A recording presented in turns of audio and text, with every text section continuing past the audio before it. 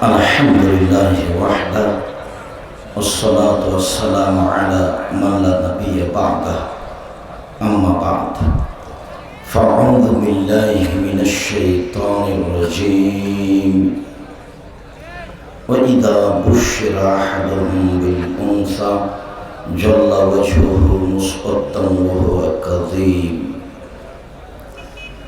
عن المغيرة بن شعبة رضي الله تعالى عنه قال قال رسول الله صلى الله عليه وسلم إن الله حرم عقوق الأمهات وعق البنات ومنعها رواه البخاري মুসলিম। সম্মানিত দিনী ভাই বোন, যারা জামিয়া সালাফিয়া তেঘরা বিরল দিনাজপুরের সালাফি কনফারেন্সে উপস্থিত হয়েছেন, আমি গতকাল থেকেই আপনাদের বলে আসছি যে জামিয়া সালাফি কনফারেন্সকে আপনি একজন মুসলিম পুরুষ নারী হিসাবে কষ্ট হলেও মূল্যায়ন করবেন, এটা আমার জোরালো দাবি থাকে। হয়তোবা মানুষ হিসাবে দুর্বলতা থাকতে পারে বা ভালোবাসার ঘাটতি থাকতে পারে,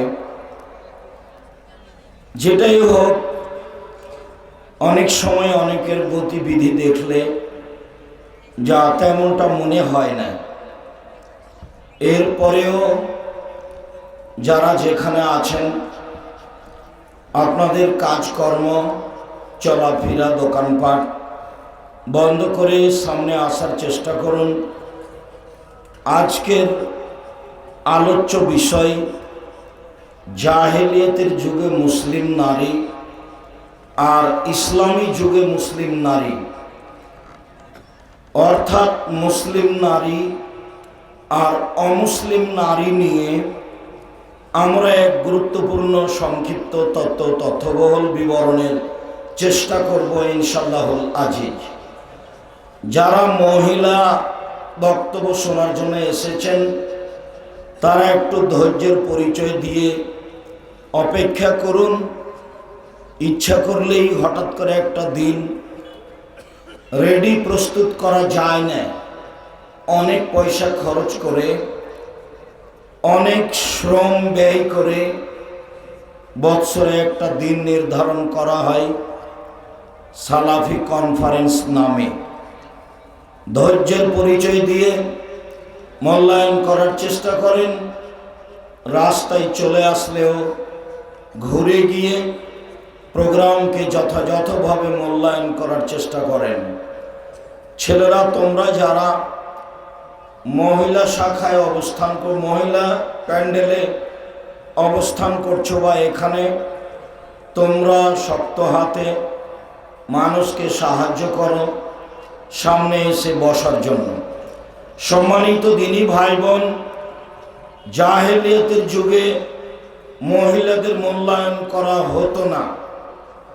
তখন মহিলাদের, জীবিত মেয়েদেরকে মাটিতে পুঁতে দেওয়া হতো, যা আল্লাহ বলেছেন, যা মুহাম্মদ সাল্লাল্লাহু আলাইহি সাল্লাম বলেছেন। ইহুদি খ্রিস্টান মহিলাদের দাম দেয় না। তারা মনে করে এটা একটা উপভোগ করার বস্তু, মনোরঞ্জনের বস্তু। 30-40 বছর পর্যন্ত জেনায় দিন কাটাতে হবে, অবৈধভাবে বৃদ্ধা হয়ে গেলে বৃদ্ধ আশ্রমাগারে দিতে হবে, এর নাম মহিলা। হিন্দুরা মহিলাদের দাম দেয় না, আজও দেয়নি, সেকালেও দেয়নি। আজও হিন্দু মেয়েরা বাপের জমি জায়গা ভাগে পায় না, শুধুমাত্র ছেলেরাই জমি নিয়ে নেয়। এরাও মহিলাদের প্রতি অত্যাচার করছে। ইহুদি খ্রিস্টান অত্যাচার করছে। জাহেলিয়াতের যুগে নারীদের প্রতি অত্যাচার করা হয়েছে, যার নকশা কোরআন এবং হাদিস থেকে আমরা ধারাবাহিকভাবে পেশ করব ইনশাআল্লাহ। আপনি অবশ্যই ধৈর্যের পরিচয় দিয়ে যথাযথভাবে মূল্যায়ন করবেন। সম্মানিত দিনী ভাই বোন, এ ব্যাপারে আল্লাহ তাআলা বলেন, ওয়াইদা বুশরা আহাদুহুম বিল উনসা জাল্লা ওয়াজহুহু মুসআদ্দাম ওয়া হুয়া কাযীম। সেই সময়ে জাহেলিয়াতের যুগে মেয়ে জন্ম হয়েছে, এই সংবাদ পিতাকে দেওয়া হলে পিতা বাড়ি থেকে বাইরে যেত না, মানুষ সমাজে বসতো না। এই কারণে যে মানুষে নিন্দা করবে, বলবে তোমার নাকি মেয়ে হয়েছে, কি খবর? দাদা দাদি, খালা ফুফু সবাই তাকে নিন্দা করে, যেমনটা এখন করছে। তোর নাকি মেয়ে হয়েছে, কি করবি? একটা ডিপিএস খুল, একটা গাভী খুল, গাভী কিন, মেয়ে বড় হলে বিবাহ দিতে হবে। এখন আরো বেশি অপমান, এই সেই বলবে, বলে তোর মেয়ে নাকি বের হয়ে গেছে, তোর মেয়ে নাকি অমুক পার্কে বসে আছে, তোর মেয়ে নাকি এই করেছে। নানান একটার পর একটা অপমান নেমে আসছে, যার কারণে এখন আর কোনো পরিবার পিতা মেয়েকে ভালোবাসে না। 1, 2, 3টা মেয়ে হলে স্ত্রীকে তালাক দিতে হবে, এই সিদ্ধান্ত নিতে যায়। মা, খালা, ফুফু কেউ ভালোবাসে না। এমনটাই ছিল জাহেলিয়াতের যুগে।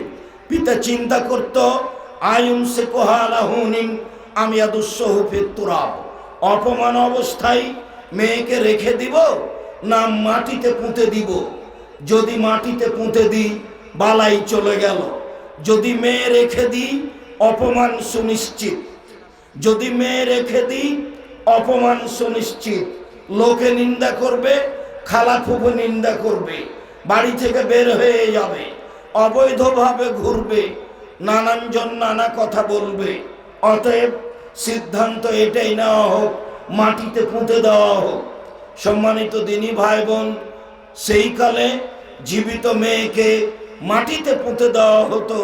যাওয়াত্র আয়াতে আল্লাহ তাআলা বলেন, আল্লাহ তাআলা অন্য জায়গায় বলেন, ওয়াইদাল মাউদাতু সুইলাত বিআইয়ি দামবিন কুতিলা, কিয়ামতের মাঠে জীবিত পুঁতে দেওয়া মেয়েকে জিজ্ঞাসা করা হবে, বলো তো তোমার মা, তোমার পিতা কোন অপরাধে তোমাকে হত্যা করেছে? তুমি কেমন কি অপরাধ করেছিলে যেই অপরাধের ভিত্তিতে তোমাকে জীবিত অবস্থায় মাটিতে পুঁতে দেওয়া হয়েছে? সেই দিন মেয়েই বা কি বলবে, আর আপনি বা কি বলবেন? সম্মানিত দিনী ভাই বোন, অত্র দুটি আয়াতে আল্লাহ স্পষ্টভাবে প্রমাণ করেছেন যে জাহেলিয়াতের যুগে, বন্যতার যুগে, বর্বরতার যুগে, ইসলাম আসার পূর্বে মেয়েদেরকে মাটিতে পুঁতে দেওয়া হতো। মুগিরা ইবনে শুবা রাদিয়াল্লাহু তাআলা আনহু বলেন, রাসূল সাল্লাল্লাহু আলাইহি সাল্লাম বলেছেন, ইন্নাল্লাহা হাররামা উকুকাল উম্মাহাত, আল্লাহ তাআলা চিরদিনের জন্য মায়ের অবাধ্য হওয়া হারাম করেছেন। মায়ের অবাধ্য চলা হারাম, পিতামাতার অবাধ্য চলা হারাম। পিতামাতার অবাধ্য চলার ফলাফল হলো জাহান্নাম। এক ব্যক্তি এসে বলছে, আল্লাহর নবী, আমার পিতামাতা আমার কাছে কি পায়? আল্লাহর নবী বললেন, বলো কি? হুমা জান্নাতুকা নারকা, তারাই দুইজন তোমার জাহান্নাম, তারাই দুইজন তোমার জান্নাত।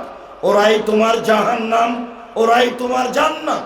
বাপমা তোমার জাহান্নাম, বাপমা তোমার জান্নাত। অতএব অত্র হাদিসের প্রথম অংশে পিতামাতার অবাধ্য হওয়া চিরদিনের জন্য হারাম করা হয়েছে। মায়ের পায়ের নিচে জান্নাত, এ কথাই ঠিক, যা রাসূল সাল্লাল্লাহু আলাইহি সাল্লাম বলেছেন। এক জায়গায় আল্লাহর নবী বলেন, পৃথিবীর মানুষ তোমরা শুনে রেখো, 4 শ্রেণীর মানুষ জান্নাতে যাবে না। 1, আকুন, বাপ মাকে মানে না যে। 2, কাম্মার, জুয়া খেলে যে। 3, মান্নান, খোটা দেয় যে। 4, মদমিনুল খামর, নিয়মিত বিড়ি তামাক জর্দা সিগারেট গুল নেশাদার দ্রব্য খায় পান করে যে, তারা জান্নাতে যাবে না। অত্র হাদিসের প্রথম অংশে বলেছেন আল্লাহর নবী, বাপ মার অবাধ্য চলে যে, সে জান্নাতে যাবে না। অত্র হাদিসের প্রথম অংশে এটাই বলা হয়েছে। পরের অংশে বলা হয়েছে ওয়াদাল বানাত, জীবিত মেয়েকে মাটিতে পুঁতে দেওয়া চিরদিনের জন্য হারাম। জাহেলিয়াতের যুগে জীবিত মেয়েকে মাটিতে পুঁতে দেওয়া হতো। সালামা ইবনে ইয়াজিদ আল-জৌফি রাদিয়াল্লাহু তাআলা আনহু বলেন, ইনতালাক্তু আনা ওয়া আখি, আমি এবং আমার ভাই আল্লাহর নবীর কাছে গেলাম। আল্লাহর নবীকে গিয়ে বললাম, হে আল্লাহর রাসূল, ইন্না উম্মানা মুলাইকা, আমাদের মা মুলাইকা তাসিলুর রাহিমা, মানুষের সাথে সদাচরণ করতেন। আমাদের মা মুলাইকা তাকরিজ জাইফা, মেহমানকে খাওয়াতেন। আমাদের মা মুলাইকা তাফালো এই কাজ করতেন। আমাদের মা মুলাইকা জাহেলিয়াতের যুগে ইন্তেকাল করেছেন। তিনি যে ভালো কাজ করতেন, এর ফলাফল কি তিনি পাবেন? আল্লাহর নবী বললেন, না, সে পাবে না কিছু। এই কথা বলার পরে আমরা বললাম, হে আল্লাহ রাসূল, ইন্না উম্মানা মুলাইকা, আমাদের মা মুলাইকা ওয়াদাত উখতান লানা, আমাদের এক বোনকে জীবিত মাটিতে পুঁতে দিয়েছিল। এর কারণে কি আমার মা এই কাজের কোনো বিনিময় পাবে? তখন আল্লাহ রাসূল বললেন, আল ওয়াইদুল মাউদাতু ফিন্নারে, যে মাটিতে জীবিত পুঁতে দিয়েছে সেও জাহান্নামে যাবে, যাকে মাটিতে পুঁতে দেওয়া হয়েছে সেও জাহান্নামে যাবে।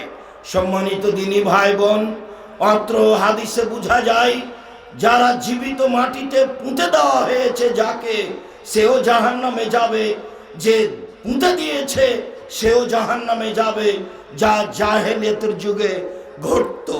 ওমর রাদিয়াল্লাহু তাআলা আনহু বলেন, যা কায়েস ইবনে আমের আল্লাহ রাসূলের দরবারে এসে বলল, আল্লাহর নবী, ইন্নী ওয়াআদতু সামানিয়া বানাতিন লি, আমি জাহেলিয়াতের যুগে নিজ হাতে আমার 8টি মেয়েকে জীবিত মাটিতে পুঁতে দিয়েছি। আল্লাহর নবী, আমি নিজ হাতে আমার 8টি মেয়েকে জীবিত মাটিতে পুঁতে দিয়েছি। সম্মানিত দিনী ভাই বোন, এ পর্যন্ত যা বললাম তাতে খুবই স্পষ্ট যে এক সময়ে জাহেলিয়াতের যুগে জীবিত মেয়েকে মাটিতে পুঁতে দেওয়া হতো। মেয়েদের কোনো মূল্যায়ন দাম ছিল না। এইখানে আর একটা জাহেলিয়াতের যুগের ঘটনা শোনাই, সেটাও বুখারী মুসলিমের ঘটনা, অবাক ঘটনা। জাহেলিয়াতের যুগে কোনো মেয়ের যদি স্বামী মারা যেত তাহলে তাকে 1 বছর শোক পালন করতে হতো। ইসলাম আসার পরে কোনো মহিলার যদি স্বামী মারা যায় তাহলে তাকে 4 মাস 10 দিন অপেক্ষা করতে হয়। 4 মাস 10 দিন এই মহিলা নতুন পোশাক পরতে পাবে না। মুসলিম মহিলা 4 মাস 10 দিন কোনো সাজগোজ করতে পাবে না, যা গায়ে ছিল সেটাই থাকবে। তবে স্বামী মারা গেলে নাকফুল খুলতে হবে, কানের দুল খুলতে হবে, এটা হিন্দুদের নীতি। ও খুলতে পাবে না, নাকফুল খুলতে পাবে না, কানের দুল খুলতে পাবে না, গায়ের গয়না খুলতে পাবে না। খুলে রাখাই হলো হিন্দুদের নীতি। যেভাবে আছে সেভাবেই থেকে যাবে। বলছিলাম, সম্মানিত দিনী ভাই বোন, জাহেলিয়াতের যুগে একজন মহিলার স্বামী মারা গেলে 1 বছর তাকে শোক পালন করতে হতো। পদ্ধতি, বাড়ির পিছন দিকে একটা কুঁড়ে ঘর তৈরি করা হতো। সেই ঘরে সে থাকবে 1 বছর, ময়লাযুক্ত কাপড় পরে থাকবে। আর ওই প্লেটে তাকে খেতে দেওয়া হবে, যেটা ময়লাযুক্ত প্লেট, যেটাতে এক সময়ে আমাদের মা চাচি মহিলারা চুলা থেকে প্লেটে করে ছাই উঠিয়ে বাইরে নিক্ষেপ করত। এরকম একটা প্লেটে তাকে খাবার দেওয়া হতো। টিনের একটা গিলাসে তাকে পানি দেওয়া হতো, যেটা ছিল ময়লাযুক্ত। মহিলার গায়ে থাকতো ময়লাযুক্ত কাপড়। মহিলাকে যে প্লেটে খেতে দেওয়া হতো সেটা একেবারে নোংরা, অপরিষ্কার। যে প্লেটে পানি দেওয়া হতো সেটাও একেবারে নোংরা, অপরিষ্কার। আর থাকতো কুঁড়ে ঘরে, সেখানে কেউ যেত না। বাহির থেকে তাকে পানি দেওয়া হতো। 1 বছর পরে স্বাভাবিকভাবেও পবিত্র হতে পাবে না। সে উটের গোবর গায়ে মাখতে হবে এবং উটের গায়ে ছিটাতে হবে। আরো কথা যে তার লজ্জা স্থানকে উটের গায়ের সাথে গাধার গায়ের সাথে ঘষতে হবে 1 বছর পরে, তারপর সে পবিত্র হবে। এই হলো আপনার স্বামী মারা গেলে পবিত্র হওয়ার পদ্ধতি, 1 বছর শোক পালনের পদ্ধতি। এর নাম জাহেলিয়াত, এর নাম বর্ণতার যুগ, এর নাম বর্বরতার যুগ। ওই নীতি আল্লাহর নবী উল্টে দিয়ে বলেছেন 4 মাস 10 দিন যেভাবে আছে সেভাবেই থাকবে, যেখানে স্বামী মারা গেছে সেখানেই থাকবে। বাড়ি নিরাপদ না হলে যেখানে নিরাপদ সেখানে গিয়ে থাকবে। ছেলের বাড়ি যদি নিরাপদ হয় ছেলের বাড়ি থাকবে। সম্মানিত দিনী ভাই বোন, জাহেলিয়াতের যুগে, বন্যতার যুগে, বর্বরতার যুগে নারীদের মূল্যায়ন করা হতো না, তাদেরকে মাটিতে পুঁতে দেওয়া হতো। যা আমরা স্পষ্ট হাদিস এবং কোরআন থেকে বুঝতে চাচ্ছি। আরো যদি বুঝতে চাই তাহলে পড়তে পারি আপনাদের মহিলাদের লেখা কেন এই নির্যাতন, কি তার প্রতিকার। তাহলে আরো ভালো বুঝতে পারবো কেন এই নির্যাতন, কি তার প্রতিকার। সম্মানিত দিনী ভাই বোন, আমরা এখান থেকে চলে আসি। ইহুদি খ্রিস্টান মহিলাদের দাম দেয়নি। তারা মনে করে উপভোগের জিনিস হলো মহিলারা। বিবাহ আবার কি জিনিস? বিবাহ হলে তো তাহলে নীতিগত উপভোগ হলো। অতএব একটা বয়স পর্যন্ত বিবাহের প্রয়োজন নেই, অবৈধভাবে থাকতে হবে। বয়স বেশি হয়ে গেলে বৃদ্ধাশ্রমাগারে রেখে দিতে হবে। শুধু তাই নয়, আরো উল্লেখ্য যে তাদের যদি ঋতু হতো, হায়েজ হতো, এখনো তাদের যদি ঋতু হয়, হায়েজ হয়, তাহলে তাকে তারা বাড়ির পিছন দিকে রেখে দেয়, ভিতরে আসতে দেয় না, বিছানে উঠতে দেয় না, বলে পচে গেছে। তাকে সামনে নিয়ে আসা হবে না, ঘরে আসতে দেওয়া হবে না, বিছানে বসতে দেওয়া হবে না, বিছানে শুইতে দেওয়া হবে না। এই ইহুদি, এই খ্রিস্টান তাদের সাথে এ আচরণই করেছে, করছে, করবে। এর বাস্তবতা হাদিসে রয়েছে। আনাস রাদিয়াল্লাহু তাআলা আনহু বলেন, আল্লাহর নবী বললেন, ইন্নাল ইয়াহুদা ইয়া মারাজাতিল হাইজ, যদি কোনো মহিলার ঋতু হইতো, সেই যুগের কথা রাসূল বলছেন, যদি কোনো মহিলার ঋতু হয়, হায়েজ হয়, তাহলে ইহুদিদের নীতি লা ইজামেহুন্না ওয়ালা ইয়াকিলুহুন্না, তারা তাদের সাথে খাবে না, তাদের সাথে উঠবে না, বসবে না। তারা তাদের সাথে খাবে না, তাদেরকে বিছানে আসতে দিবে না, তাদেরকে ঘরে আসতে দিবে না, তাদেরকে অপরিষ্কার প্লেটে, ছাইতলা প্লেটে খেতে দিবে, বাড়ির পিছন দিকে রাখবে। কেন? ঋতু হওয়ার কারণে, হাইজ হওয়ার কারণে তারা পচে গেছে, যা অত্র হাদিসে রাসূল সাল্লাল্লাহু আলাইহি ওয়াসাল্লাম উল্লেখ করেন। সম্মানিত দিনী ভাই বোন, এখানে এইটুকু বলে এবার চলে আসলাম আল্লাহর রাসূলের কাছে। আল্লাহ রাসূল মুসলিমদের কি সম্মান করেছেন। পাশাপাশি আমি দুইটা পেশ করি ধারাবাহিকভাবে। আয়েশা রাদিয়াল্লাহু তাআলা আনহা বলেন, আয়েশা রাদিয়াল্লাহু তাআলা আনহা বলেন, কুনতু আত্তাসিলু আনা নবী সাল্লাল্লাহু আলাইহি সাল্লাম ফি ইনাইন ওয়াহিদ কেলানা জুনুবুন, আমি এবং আল্লাহর নবী একটা পাত্র হতে পানি নিয়ে গোসল করতাম। তখন আমরা অপবিত্র অবস্থায় আমরা দুইজন একসাথে এক পাত্র থেকে পানি নিয়ে গোসল করতাম।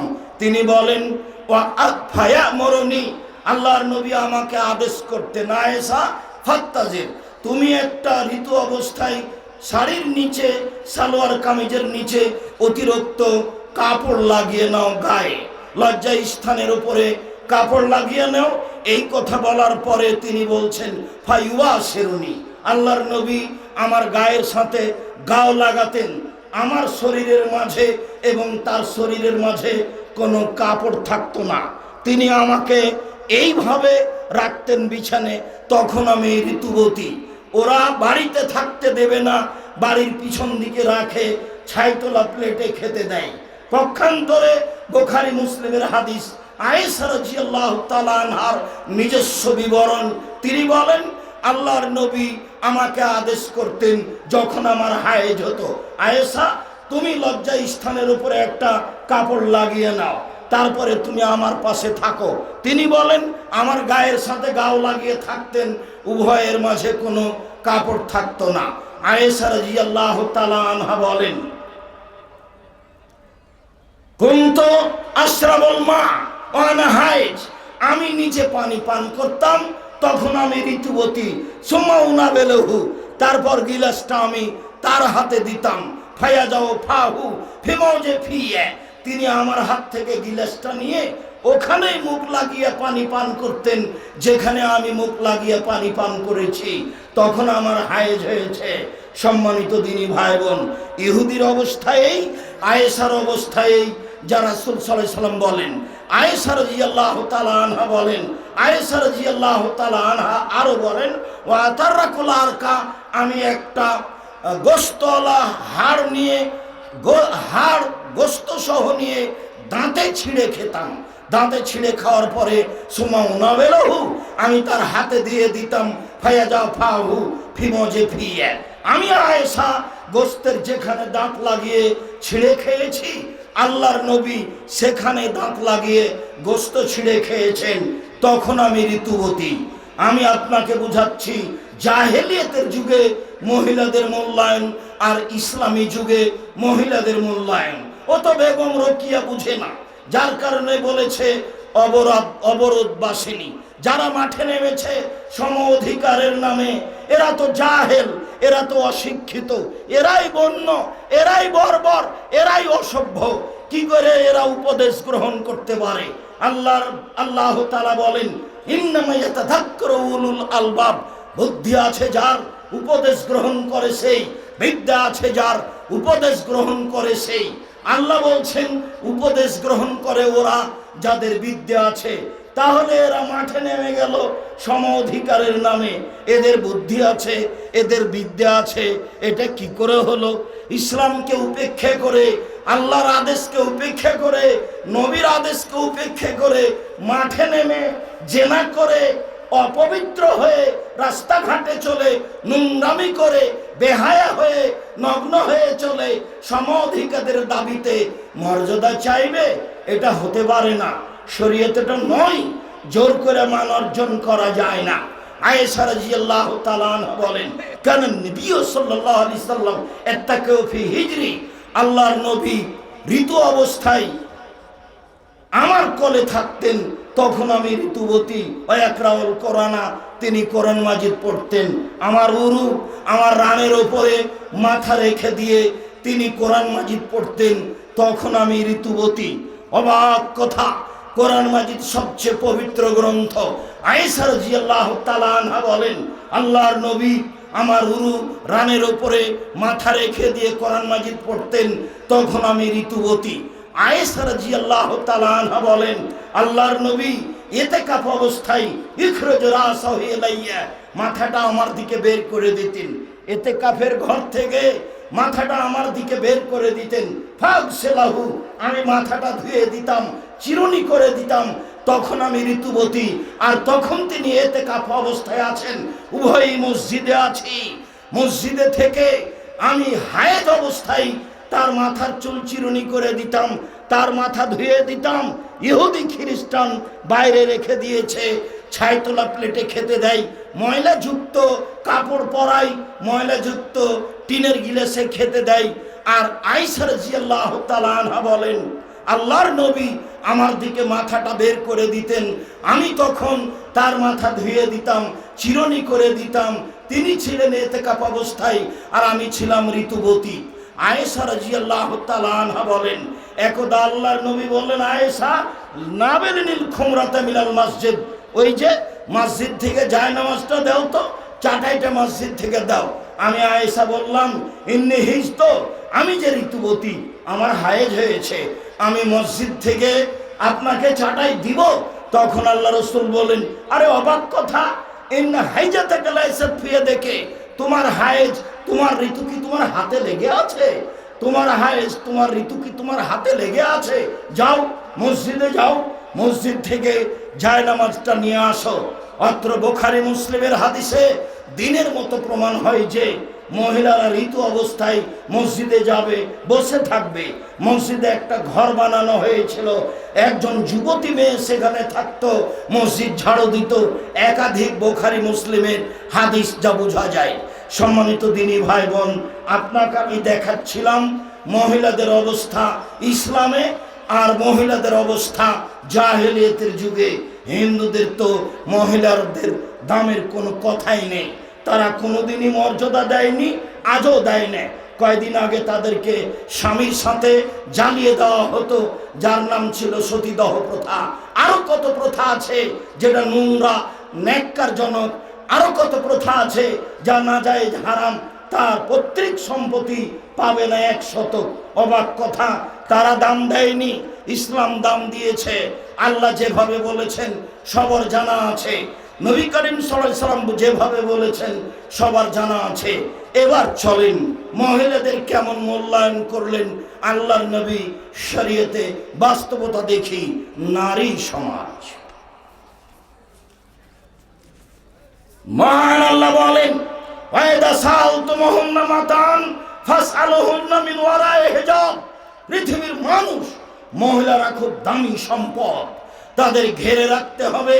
তাদের সাথে যদি কোনো কথা বলার প্রয়োজন হয়, তাদের সাথে যদি কোনো লেনদেনের প্রয়োজন হয়, আর অন্তরাল থেকে পর্দার মাধ্যমে নিতে হবে। আল্লাহ তাদের সম্মান ঘোষণা করে দিলেন। আল্লাহ তাদের সম্মান ঘোষণা করে বললেন, ইয়া আইয়ুহান নবী কুল্লি আজওয়াজিক ওয়া বানাতিক ওয়া নিসাইল মুমিনিনা ইদনিনা মিন জালাবিবিহিন্না। আপনি আপনার স্ত্রীদেরকে, মুসলিম মেয়েদেরকে ঘোষণা করে দেন, আদেশ করে দেন, ওরা দামি সম্পদ। ওরা যখন বাড়ি থেকে বের হবে ইসলামী পোশাক পরে বের হবে, যাতে করে দুষ্টরা তাদের সাথে দুষ্টামি করতে না পারে। ইসলামী পোশাক পরে বের হলে তাদের সম্মান করা হবে। তারা যেন এমনভাবে চলে দুষ্টামি যেন করতে না পারে, এ আদেশ করে দিলেন নারীদের ব্যাপারে। সম্মানিত দিনী ভাই বোন, আরো কথা, রাসূল সাল্লাল্লাহু আলাইহি ওয়াসাল্লাম বলেন, আর দুনিয়া কুল্লুহু মাতা ওয়া খায়রু মাতাই দুনিয়া আল মারাতুস সালিহা। সারা পৃথিবী সম্পদ, সবচেয়ে দামি সম্পদ হচ্ছে নারী। বুখারী মুসলিম। সারা পৃথিবী সম্পদ, সবচেয়ে দামি সম্পদ হচ্ছে নারী। তারা আজকে গার্মেন্টসে গিয়ে হাজারো মানুষের সাথে জেনা করে পায়ের নিচে পড়ে আছে।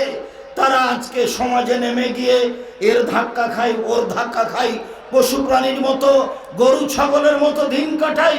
তাই তো আল্লাহ বলছেন, বুঝেও বুঝে না ওরা, অন্তর আছে বুঝে না, দেখেও দেখে না ওরা, চক্ষু আছে দেখে না, শুনেও শোনে না ওরা, কান আছে শোনে না। উলায়েকা কাল আনাম, তারা হচ্ছে গরু ছাগলের মতো, তারা পশু প্রাণীর মতো, তারা কুকুর শ্রীগালের মতো, বালহুম আযাল, বরং তার চেয়ে খারাপ। যারা বুঝেও বুঝে না, দেখেও দেখে না, জেনেও জানে না। শিক্ষিত নারী নিজেকে মনে করে জেনা করে বেড়ায়, মাঠে নামে, স্লোগান দেয়, মিছিল বের করে, আপনার ব্যাংকে যায়, রাজনীতি করে, মাঠে নামে, জনগণকে পাশে ডাকে, বসতে দেয়, চা খেতে দেয়, অসভ্য হয়ে, ঘৃণিত হয়ে, পাপী হয়ে, জেনাকার হয়ে, জাতিকে জেনাই পরিপূর্ণ করে, জাতিকে ধ্বংস করে। ও শিক্ষিত হলো কি করে? ও শিক্ষিতা হলো কি করে? ও জাতির কল্যাণ চাইলো কি করে? কে কাজ করছে? এ কাজ করছে ইহুদি, এ কাজ করছে খ্রিস্টান। ওরা এদেরকে মাঠে নামিয়েছে। তারা ভেবেছে যে নিজের পায়ে দাঁড়াতে হবে, ওরাকে নাকি ইস্টাবলিশড হতে হবে। অবাক কথা, বোকামে, 3rd মেয়ে তুমি। তোমার কাছে বিদ্যা নেই, তোমার কাছে বুদ্ধি নেই, তোমার বাপের কাছে নেই, তোমার মায়ের কাছে নেই, তোমার জাতির কাছে নেই। তোমার বাপ তোমাকে লন্ডন পড়তে পাঠিয়েছে, তোমার বাপ তোমাকে বিশ্ববিদ্যালয়ে ভর্তি করেছে, তুমি আর একজনের সাথে মাঠে বসে প্রেমের গল্প করো, আর তোমার বাপ লন্ডনে গিয়ে ওই চিল্লাতে দিয়ে তাসবিহ টিপছে। তোমার বাপ তাসবিহ টিপে আর এখানে তুমি জেনা করো আর দাবিতে বলো সম অধিকার চাই। এটাই কি সম অধিকার? আল্লাহ কি এটাই বলেছেন? আল্লাহর আদেশকে উপেক্ষা করে সম্মান অর্জন করা যায় না।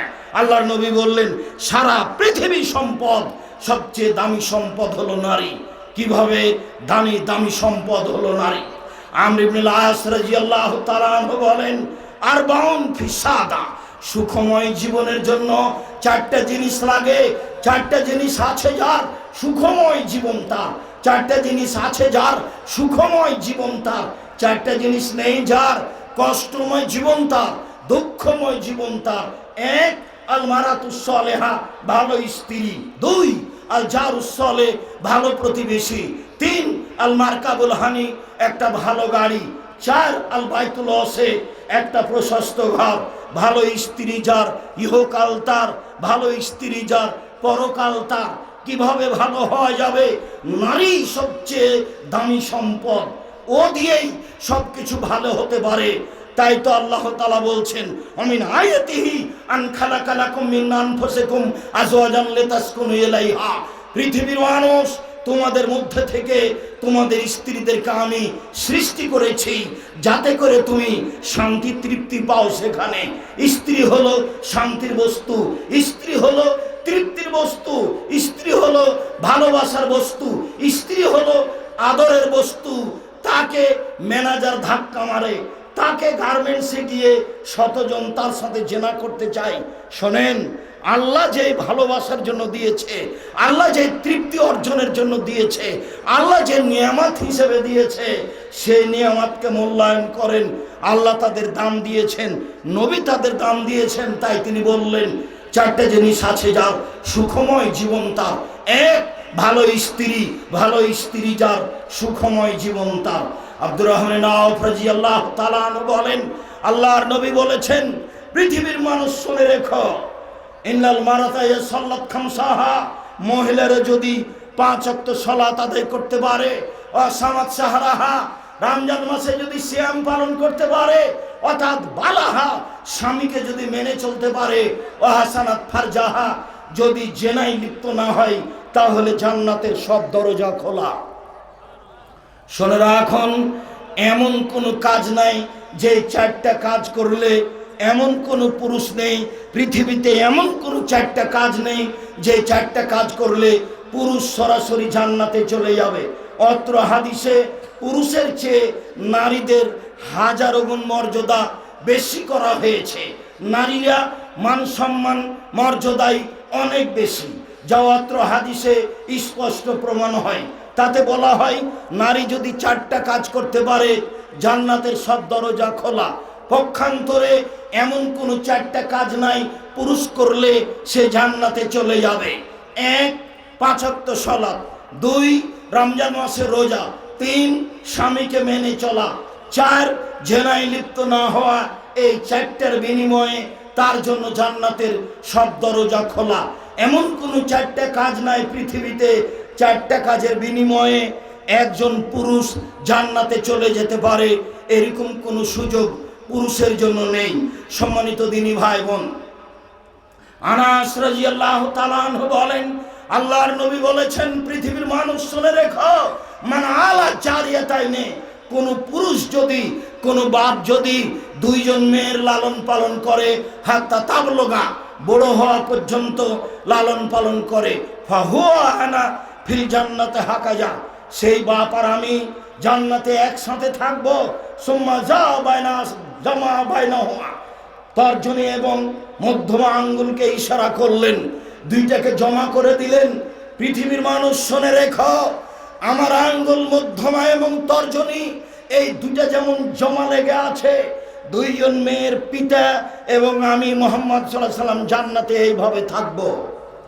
তিনি এরকম একটা দৃশ্য আরো দেখিয়েছেন।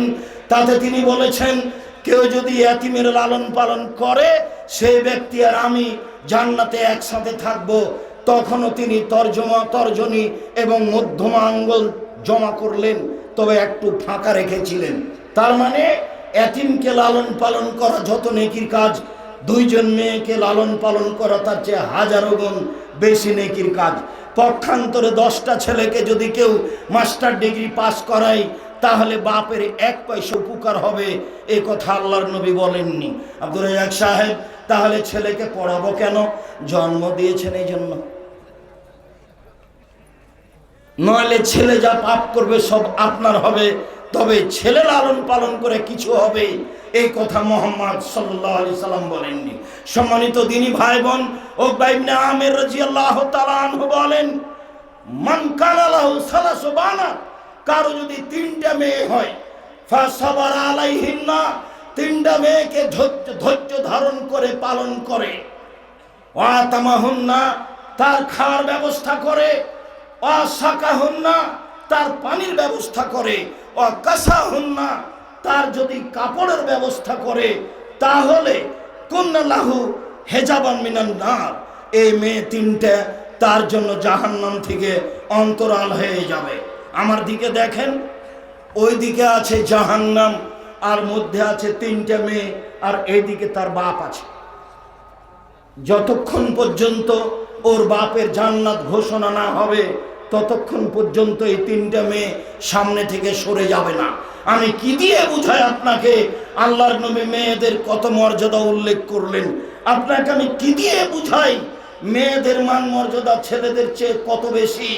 এমন কোন পৃথিবীতে হাদিস নেই 3টে ছেলে লালন পালন করলে 1 পয়সা বাপের উপকার হবে, এ কথা মুহাম্মদ সাল্লাল্লাহু আলাইহি সাল্লাম বলেননি।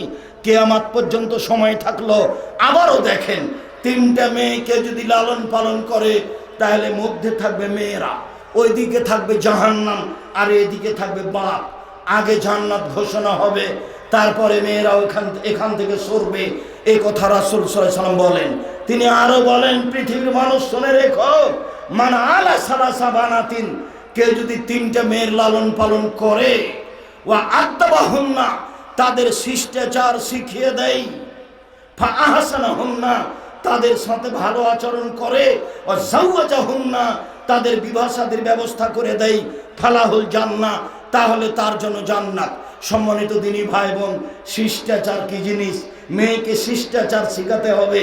দুঃখিত, অনেক শিষ্টাচারের একটু কথা বলি, মেয়ের নখটা বড় হয়ে আছে, নখ ছোট থাকবে, এটাই শিষ্টাচার। নখে আছে নেইল পালিশ, এটা ইহুদি খ্রিস্টানদের পতিতালয়ের মেয়েদের বৈশিষ্ট্য, নখ বড় রাখা, নখে নেইল পালিশ রাখা। যখন মেয়ের নখ বড় আছে, নখে নেইল পালিশ আছে, তখন বুঝে নিতে হবে এর মা নেই, এ মা ছাড়াই বড় হয়, এর বাপ নেই, এই বাপ ছাড়াই বড় হয়। আরো বাস্তবতায় একটা হাদিস পেশ করি, তারপরে আপনার এখানে আবারও আমি আসি। জাবেরের কথা বলি, এক খেলে আপনি আমার দিকে চেয়ে থাকবেন। এবার এক চাটিয়ে মায়ের কাছে চলে গেলাম, মা তার বাচ্চাকে শিষ্টাচার শিখাবে। জাবের রাদিয়াল্লাহু তাআলা আনহু বলেন, আমরা যুদ্ধ করে আসছিলাম, মদিনায় ঢুকবো, আল্লাহর নবী বললেন, আরে থামো থামো থামো, একটু থামো, আমরা এখানে রাতে থাকবো, সকালে মদিনায় ঢুকবো। আমি জাবের বললাম, আল্লাহর নবী, আমি নতুন বিবাহ করেছি, আমাকে বাড়ি যেতে দেন। আল্লাহর নবী বললেন, তুমি নতুন বিবাহ করেছো? কুমারী মেয়ে বিবাহ করেছো না তালাক প্রাপ্তা মেয়ে বিবাহ করেছো? আমি জাবের বললাম, আমি তালাক প্রাপ্তা মেয়ে বিবাহ করেছি। আল্লাহর নবী আমাকে বললেন, জাবের, তুমি অবিবাহিতা মেয়ে কেন বিবাহ করলে না? তুমি তার সাথে খেলতে, ও তোমার সাথে খেলতো। কয়েকবার তিনি বললেন। জাবের বলছেন, আল্লাহর নবী শোনেন, আমি আমার বোনের সমবয়সের মেয়েকে বিবাহ করা অপছন্দ করেছি 4টা কারণে। আমার বাপ ওহুদের যুদ্ধে শহীদ হয়েছেন 9 জন মেয়ে রেখে, আমার বাপ ওহুদের যুদ্ধে শহীদ হয়েছেন 9 জন মেয়ে রেখে, আমার বাপ ওহুদের যুদ্ধে শহীদ হয়েছেন 9 জন মেয়ে রেখে, আমার 9 জন বোন আছে, আমার বোনদের সমবয়সের মেয়েকে আমি বিবাহ করা পছন্দ করিনি 4টা কারণে। 1, লেতুয়াল্লেমাহুন্না, আমার স্ত্রী আমার বোনদেরকে বিদ্যে শিখিয়ে দিবে। 2, অলে তুয়ার দেবাহুন্না, আমার স্ত্রী আমার বোনদেরকে শিষ্টাচার শিখিয়ে দিবে। 3, অলে তুরাজ্জেলাহুন্না, আমার স্ত্রী আমার বোনদের মাথার চুল চিরুনি করে দিবে। 4, অলে তাকুমা আলাইহিন্না, আমার স্ত্রী আমার বোনদের উপরে পাহারা দিবে। মা হলো মেয়েদের উপরে পাহারাদার, মাই মেয়ের শিষ্টাচার শিখাবে। এবার আপনি বলেন, মেয়ে খোপা উপর দিকে করে বেঁধে রেখেছে, তার মা আছে। এবার আপনি বলেন, মেয়ের নখে নেইল পালিশ আছে, নখটা বড় আছে, তার মা আছে, তার বাপ আছে। জি না, আসলে তার বাপ মা নাই, যে আছে তা সেটা তার খালা, না হয় সেটা তার সৎ মা। যার কারণে পরিবেশটা এমনটা হয়েছে। সম্মানিত দিনী ভাই বোন, রাসূল সাল্লাল্লাহু আলাইহি সাল্লাম বললেন, মানুষ যদি তার মেয়েকে লালন পালন করে, শিষ্টাচার শিখিয়ে দেয়, তাহলে সে জান্নাতে যাবে। শিষ্টাচারের একটু কথা বলে আলোচনার শেষে চলে আসলাম। শিষ্টাচারের একটু কথা বলে আলোচনার শেষে চলে আসলাম। শিষ্টাচার, আল্লাহর নবী বললেন সকল নবীর ছিল 10টি শিষ্টাচার। 1, দাড়ি ছেড়ে দিতে হবে, এটা ইসলামী শিষ্টাচার। 2, মোচ কেটে ফেলতে হবে, চেঁচে ফেলতে হবে না, এটা ইসলামী শিষ্টাচার। 3, নখ কেটে ফেলতে হবে, বড় রাখা যাবে না, এটা ইসলামী শিষ্টাচার। 4, পানি দিয়ে পবিত্রতা অর্জন করতে হবে, ঢেল টিস্যু পেপার দিয়ে নয়। যখন পানি নাই তখন ভিন্ন কথা। 5, বগলের লুম উঠিয়ে ফেলতে হবে, পুরুষ নারী একই হুকুম, ব্লেড ব্যবহার করতে যাবে না, পাবে না, এটা শিষ্টাচার। নিচের লুম পরিষ্কার করতে হবে, ঊর্ধ্বে টান 40 দিন, পুরুষ নারী একই হুকুম, যেভাবে সম্ভব, যেভাবে সহজ। শিষ্টাচার, বাড়ি আমার, ঘর আমার, এমনিতে ঢুকতে পাবো না, সালাম দিয়ে ঢুকতে হবে, এরই নাম শিষ্টাচার। বিছানা আমার, চাদর বিছানো আছে, আমার স্ত্রী বিছিয়ে দিয়েছে, নিজ ইচ্ছা মতো শুইতে পাবো না, ডান কাতে শুইতে হবে, এরই নাম শিষ্টাচার। জুতা আমার, আমি নিজে কিনেছি, আমি ইচ্ছা মতো পরতে পাবো না, ডান পায়েরটা আগে পরতে হবে, এরই নামই শিষ্টাচার। টাকা আমার, জুতা আমার, খোলার সময় ইচ্ছা মতো খুলতে পাবো না, বাম পায়েরটা আগে খুলতে হবে, এরই নাম শিষ্টাচার। মসজিদে ঢুকতে হবে, ডান পা ঢুকাতে হবে, দোয়া পড়ে ঢুকতে হবে, এরই নাম শিষ্টাচার। মসজিদ থেকে বের হতে হবে, বাম পা বের করতে হবে, দোয়া পড়ে বের হতে হবে, এরই নাম শিষ্টাচার। পেশাবখানায় পায়খানায় ঢুকতে হবে, দোয়া পড়ে ঢুকতে হবে, এরই নাম শিষ্টাচার। স্ত্রীর সাথে মিলতে হবে, দোয়া পড়ে মিলতে হবে, এরই নাম শিষ্টাচার। তাহলে শয়তান কোনো ক্ষতি করতে পারবে না, এরই নাম শিষ্টাচার। রাস্তায় লোক সামনে পড়লে সালাম দিতে হবে, এরই নামই শিষ্টাচার। রাস্তা দিয়ে হাঁটলে ডান পাশ দিয়ে হাঁটতে হবে, এরই নামই শিষ্টাচার। বিবাহের বৈঠকে বর কথা বলবে, এরই নামই শিষ্টাচার। মেয়ের কাছে বিবাহ হবে না, ছেলের কাছে হবে, এরই নামই শিষ্টাচার। মেয়ের কাছে এত নোংরা সব কিছু করা বলা হবে না, এরই নামই শিষ্টাচার। মেয়েকে ছেলে ছাড়া বাপ দেখতে পাবে না, এরই নামই শিষ্টাচার। মেয়েকে বন্ধু বান্ধব নিয়ে দেখতে পাবে না, এরই নামই শিষ্টাচার। দেখতে গিয়ে আঙ্গুলে আংটি পরাতে পাবে না, এরই নামই শিষ্টাচার। দেখতে গিয়ে টাকা দিতে পাবে না, এরই নামই শিষ্টাচার। বিবাহ পড়ানোর সময়তে উকিল বাপ হওয়া হারাম, উকিল বাপ হতে পাবে না, এরই নামই শিষ্টাচার। বাপ ছাড়া অন্য মানুষ দিয়ে মেয়ের বিবাহ হবে না, এরই নামই শিষ্টাচার। তাই তো আল্লাহর নবী বলেছেন লা নিকাহা ইল্লা বিওয়ালিন, বাপ ছাড়া বিবাহ হয় না। তাই তো আল্লাহ নবী বলেছেন লা কানা লা নিকাহা ইল্লা বিশাহিদাইনি, দুইজন সাক্ষী ছাড়া বিবাহ হয় না। তাই তো আল্লাহ রাসূল বলছেন আয়েশার বিবরণ, আইয়ুমা ইমরাতিন নাকাহাত বেগারি ইজনে ওয়ালিহা ফানিকাহুহা বাতিল, ফানিকাহুহা বাতিল, ফানিকাহুহা বাতিল। কোন মেয়ে যদি বাপ ছাড়া বিবাহ বসে, সেই বিবাহ বাতিল, সেই বিবাহ বাতিল, সেই বিবাহ বাতিল। কোর্টের বিবাহ বাতিল, কোর্টের বিবাহ বাতিল, কোর্টের বিবাহ বাতিল। কাজী অফিসের বিবাহ বাতিল। 10 ছেলে হলেও 10টাই অবৈধ জারদ সন্তান, তার বিবাহ পড়াতে হবে, আবার তার বাপকে দিয়ে পড়াতে হবে, না থাকলে তার চাচাকে দিয়ে পড়াতে হবে, না থাকলে তার ভাইকে দিয়ে পড়াতে হবে, না থাকলে তার নিজের ওরসজাত বেটাকে দিয়ে পড়াতে হবে। বিবাহে একদিন না একদিন পড়াতেই হবে, তারই নাম শিষ্টাচার। মেয়ের বিবাহ দিতে পারে না। আল্লাহ নবী বলেছেন ইন্নাল মারাতা লা তুজাব্বিজুল মারাতা আল মারাতা, একজন মহিলার বিবাহ দিতে পারে না, পুরুষ লাগবে, এরই নামই শিষ্টাচার। কিভাবে খালা পুরুষ হয়ে গেল, খালা মেয়েকে বলছে ছেলে খুব ভালো, তোর বাপ তো বিবাহ দিবে না, তুই চলেই, আমি তোর বিবাহ দিয়ে দিব। কিভাবে খালা পুরুষ মানুষ হয়ে গেছে। তাই বোনের মেয়েকে বলছে তুই চলাই, বিবাহ আমি দিয়ে দিব। ফুফুতে বলছে তোর বাপ বিবাহ দিবে না, ছেলে খুব ভালো, তুই আমার কাছে চলে আয়, আমি তোর বিবাহ দিয়ে দিব। কিভাবে ফুফু পুরুষ মানুষ হয়ে গেল। ফুফু বিবাহ দিতে পারে না, খালা বিবাহ দিতে পারে না, মা বিবাহ দিতে পারে না। এটাই শিষ্টাচার, এটাই নীতি যে বাপকে বিবাহ দিতে হবে, বাপের অবর্তমানে চাচা হবে, নইলে ভাই হবে, নইলে ছেলে হবে, ধারাবাহিক আসতে হবে। এরই নাম শিষ্টাচার। সম্মানিত দিনী ভাই বোন, এক গিলাস পানি পান করলে 5টা শিষ্টাচার লাগে। 1, ডান হাতে ধরতে হবে। 2, বসে পান করতে হবে। 3, বিসমিল্লাহ বলতে হবে। 4, 3 শ্বাসে পান করতে হবে। 5, পান শেষে আলহামদুলিল্লাহ বলতে হবে। পুরো ইসলাম শিষ্টাচার দিয়ে ভর্তি। তাই আল্লাহর নবী বললেন, যেই বাপ মেয়েকে শিষ্টাচার শিখিয়ে দিল সেই বাপ জান্নাতে চলে যাবে। আপনাকে আমি কি দিয়ে বুঝাই মেয়েদের মান সম্মান কত? আল্লাহর নবী বললেন, নবীও ফিল জান্নাহ, নবী জান্নাতে যাবে। শহীদও ফিল জান্নাহ, শহীদ জান্নাতে যাবে। সিদ্দিকও ফিল জান্নাহ, সিদ্দিক সত্যবাদী জান্নাতে যাবে। নিসাও আহল জান্নাহ, মহিলারা জান্নাতে যাবে। ওই মহিলা কোনো কারণে স্বামী যদি রাগ করে হাত খান ধরে বলে, যতক্ষণ পর্যন্ত আপনি খুশি না হবেন ততক্ষণ পর্যন্ত আমি কোনো কিছু খাবো না, এ হলো জান্নাতি নারী।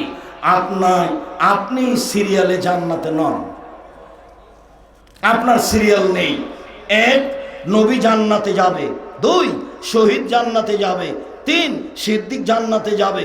4, নারী জান্নাতে যাবে। কই আমি আর আপনি তো সিরিয়ালে থাকলাম না।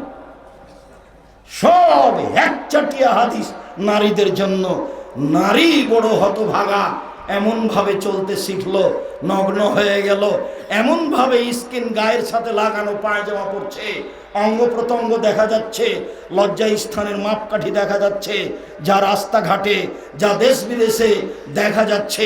সম্মানিত দিনী ভাই বোন, মুসলিম নারী হয়ে যাবে ইহুদিদের মতো, মুসলিম নারী হয়ে যাবে খ্রিস্টানের মতো। তিনি হয়ে যাবে কথাটা বলতে গিয়ে বললেন, পৃথিবীর মানুষ এই দিকে দেখো, ডান হাতের বিঘত যেমন বাম হাতের সমান। দেখো পৃথিবীর মানুষ, ডান পায়ের জুতা যেমন বাম পায়ের সমান, সমান সমান যেমন। ইহুদি খ্রিস্টান নারীর ব্যাপারে কৃষ্টি কালচারে যেভাবে নিচে নেমে গেছে, আমার উম্মাতের মহিলারাও সেইভাবে নিচে নেমে যাবে। বলতে বলতে বললেন, ইহুদি খ্রিস্টান যদি কেউ মায়ের সাথে জেনা করে থাকে তাহলে আমার উম্মত মায়ের সাথে জেনা করবে। তারা নিচে নামতে নামতে ইহুদি খ্রিস্টানের নীতিতে চলে যাবে। তাই তো আল্লাহর নবী দুঃখ করে বললেন, পৃথিবীর মানুষ শুনে রেখো, দুঃখিত, আমার উম্মত সন্ধ্যায় থাকবে মানুষ, সকালে হবে বানর। আমার উম্মত সন্ধ্যায় থাকবে মানুষ, সকালে হবে সোর। ওরা হয়ে যাবে বানর, ওরা হয়ে যাবে সোর, ওরা হয়ে যাবে বানর, ওরা হয়ে যাবে সোর। ওরা যখন 3টা কাজ করবে, 1, ওরা যখন নিশাদার দ্রব্য পান করবে। 2, ওরা যখন বাদ্যযন্ত্রে লিপ্ত হবে। 3, মেয়েরা যখন নাচবে। সব মোবাইলে মেয়ে নাচে, সব বাড়িতে মেয়ে নাচে, সব ঘরে মেয়ে নাচে, সব দোকানে মেয়ে নাচে।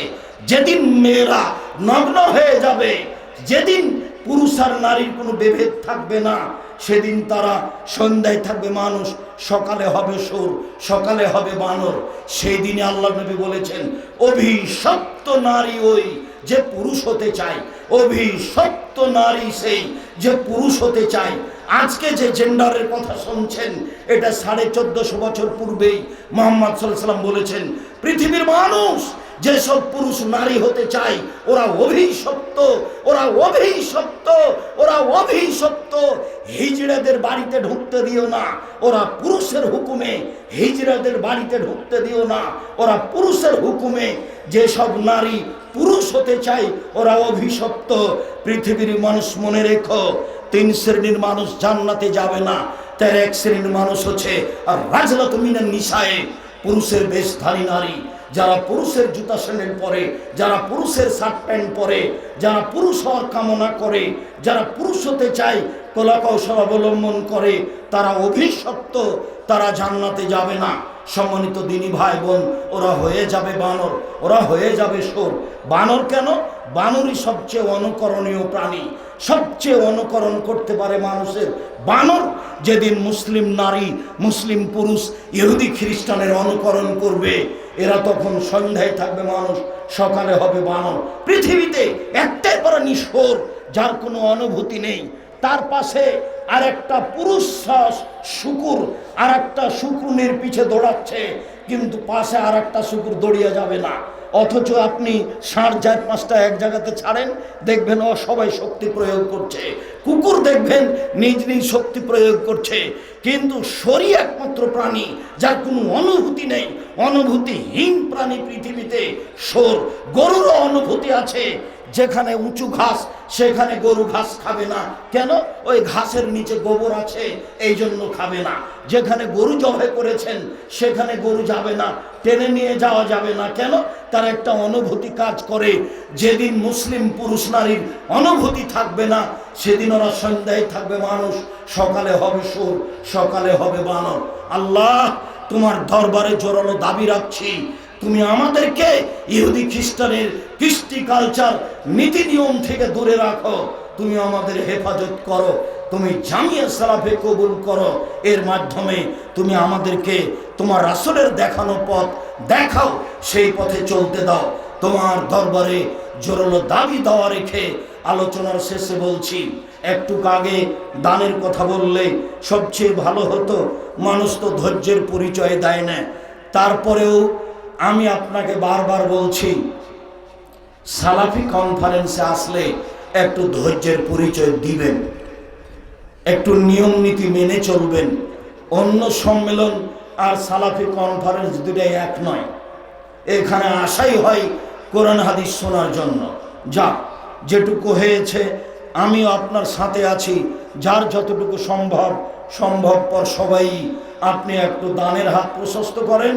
আমার দিনী বোনেরা যারা আছেন তারাও আপনাদের কাছে যা কিছু আছে জামিয়া সালাফের কাজকর্মের জন্য আল্লাহকে সন্তুষ্ট করার আশায় দিয়ে যান। সময়ের গতিতে আপনি দিবেন। আমি খাচ্ছার সাধারণ মানুষ, আপনার জন্য বলি, আল্লাহুম্মা সাল্লি আলাইহি আল্লাহুম্মা বারিক আলাইহি। আল্লাহ যে যতটুকু দান করলো তুমি তার ততটুকু পূর্ণ করে দাও। যারা ঘুমিয়ে আছে তাদেরকে উঠান, যারা জেগে আছেন তারাও দেন। আপনার পাশ দিয়ে যেন খালি ছেলেটা পার হয়ে না যায়। 200 টাকা 500 টাকা যার যতটুকু সম্ভব সেটুকু দান করুন। মহিলা বৈঠকে যারা আছেন তারাও আপনার কাছে যা আছে, কানের দুল হোক, নাকের ফুল হোক, হাতের চুড়ি হোক, যেটাই হোক না কেন, সাহাবীদের যুগে মহিলারা নিজের গয়না খুলে দিত। আমি রাসূল সাল্লাল্লাহু আলাইহি সাল্লামের যুগের সুন্নাত পালন করো তো, সাহাবী মহিলার সুন্নাত পালন করো তো। অনুরোধ জানাচ্ছি, আপনার কাছে যা কিছু আছে আপনি আল্লাহকে সন্তুষ্ট করার জন্য দান করেন। সবাই দানের হাত প্রশস্ত করেন। যারা ঘুমিয়ে আছেন তাদেরকে একটু উঠান, যেটাই হোক, 200 টাকা হোক, 500 টাকা হোক, 2000 টাকা হোক, 5000 টাকা হোক, নিয়ে গেলে আপনার সাথে যাবে, যেতে যেতে খরচ হয়ে যাবে। যা দিবেন তা জমা হবে, যা খাবেন তা নষ্ট হবে, যা পড়বেন তা পুরাতন হবে, যা রেখে যাবেন তা সবাই ভাগ করে নিবে। এই কথাই মুহাম্মদ সাল্লাল্লাহু আলাইহি ওয়াসাল্লাম বলেছেন। মর্মে সকল দিনী ভাই বোনকে জামিয়া সালাফিয়ার কাজকর্মের জন্য, নির্মাণ কাজের জন্য সম্ভবপর দান করার জন্য অনুরোধ জানাচ্ছি। আল্লাহুম্মা সাল্লি আলাইহি আল্লাহুম্মা বারিক আলাইহি। আল্লাহ যে যতটুকু দান করলো তুমি তার ততটুকু পূর্ণ করে দাও। আল্লাহ যারা দান করে তুমি তাদের অর্থে বরকত দান করো, তুমি তাদের অর্থ সম্পদে নিরাপত্তা দান করো। সম্মানিত দিনী ভাই বোন, আমি সকল দিনী ভাই বোনের কল্যাণ কামনা করে বলি, জামিয়া সালাফিয়ার সালাফি কনফারেন্সে সরকারিভাবে যারা সহযোগিতা করেছেন তাদের শুকরিয়া আদায় করি। যারা আমার বড় বড় শিক্ষিত উচ্চশিক্ষিত দিনী ভাই দূর দূরান্ত থেকে এসেছেন তাদেরও কল্যাণ কামনা করি। যারা দূর দূরান্ত থেকে এসে সালাফি কনফারেন্সকে মূল্যায়ন করলেন তাদের কল্যাণ কামনা করি। আমাদের ছাত্র শিক্ষক, বিশেষভাবে আমাদের যারা দিনী ভাই বোন তেঘরায় আছেন, আপনাদের অজস্রম অনেক ভালোবাসা, একেবারে যেই ভালোবাসা কুরবানি দিয়েছেন, যেই শ্রম কুরবানি দিয়েছেন আল্লাহকে সন্তুষ্ট করার জন্য, এই কুরবানিকে স্বাগতম জানিয়ে আজকের মতো আমার পক্ষ থেকে এখানেই কথা শেষ করলাম। আরও কয়েকজন আলোচক আছে বলে আপনারা অবগত আছেন, তারা আসছে। সকল দিনী ভাই বোনের সার্বিক কল্যাণ কামনা করত দানের হাত প্রশস্ত করার অনুরোধ জানিয়ে জামিয়া সালাফের পক্ষ থেকে যত বই পুস্তক আছে, বিশেষভাবে আব্দুল্লাহর আদর্শ শিক্ষা এবং আপনার ওই মক্তব পরিচালনার কায়দা, তার বইটি মিন্নাতুল বারি, বুখারীর ব্যতিক্রম ব্যাখ্যা। আমি সাধারণ মানুষ, আমার যা বই পুস্তক আছে, আদর্শ নারী, আদর্শ পরিবার, কে বড় লাভবান, কে বড় ক্ষতিগ্রস্ত, মরণ দিনে আসবেই, তাফসীর কি মিথ্যা হতে পারে, বক্তা শ্রোতার পরিচয়, সালাতের উপরে উপদেশ, এই বইগুলি সংগ্রহ করার অনুরোধ জানিয়ে, বিশেষভাবে আলিতে সম্পত্তিকে সংগ্রহ করার অনুরোধ জানিয়ে আপাতত আমার পক্ষ থেকে আজকের মতো আলোচনা এখানে শেষ করলাম। সুবহানাকাল্লাহুম্মা ওয়া বিহামদিকা আশহাদু আল্লা ইলাহা